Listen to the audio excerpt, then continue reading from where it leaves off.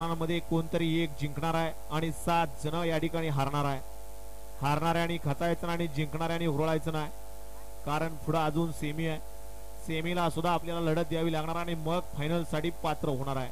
सुटला मिलिंददादा Patil youth foundation आयोजित भव्य आणि दिव्य अशा मैदानातील 13 सुटला. 13 मध्ये 8 जण पडत होती, त्यातला एक बाद झाला.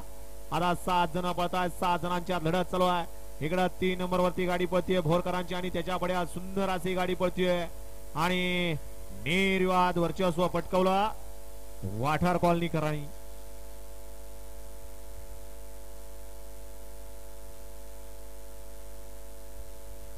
गट क्रमांक 13 चा निकाल. 13 चा निकाल आहे. तास क्रमांक 4 वरून धावलेली गाडी आकाश काटवटे यांचं काळीज बच्चा सेट वाठार कॉलनी.